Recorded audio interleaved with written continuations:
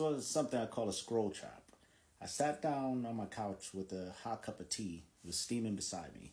I had my warm paperback, the book from Your Future Self Now, laid open on the table. Now, I promised myself I would read for at least 30 minutes before bed. And just as I realized I was reaching for my book, my phone buzzed. It was a notification. At a quick glance, it was from a news app. Nothing big, but since I was holding this phone, I figured I'd check one more thing. As you know, one more thing turned to 5 minutes. 5 minutes turned into 10, then 20. And then I scrolled through my feed, half conscious, jumping from one thing to another. Sports highlights, the debate in the comment section, a random video about a guy building a log cabin by hand, something funny, a skit, scary pranks. 30 minutes passed. The tea was cold, my book untouched. Like, damn. I sighed and rubbed my eyes because I knew what happened, and this happens to a lot of people. The phone won, and it won again. I placed it face down, picked up the book, and tried to focus, but my mind was scattered. All that stuff that was going on, especially that funny prank video. I read the same sentence 3 times. The words slipped away like sand through my fingers.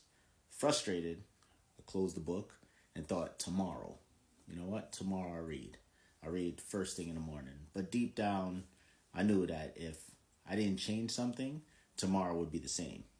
This is the type of thing that happens often, and especially with reading. You set your time to want to do these things and distractions come up. There are things you can do. You have to keep in mind that smartphones are designed to be addictive. They have the best neuroscientists in the world to keep you out at your disposal.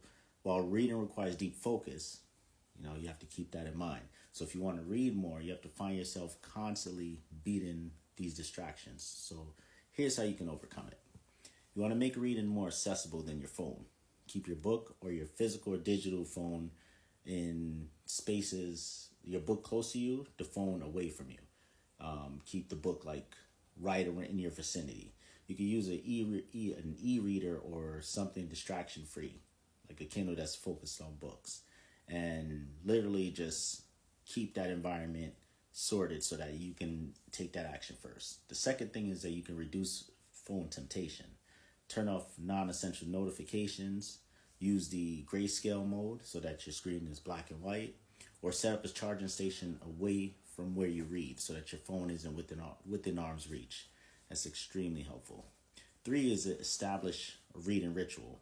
Read at the same time each day, whether morning, lunch, before bed, whatever works for you. And then if you pair the reading with another habit, like reading with your coffee, your tea, instead of scrolling like I did earlier, or set a phone-free reading time, use a timer about 15 to 20 minutes, you could be all good. 4th thing you could do is make reading more rewarding.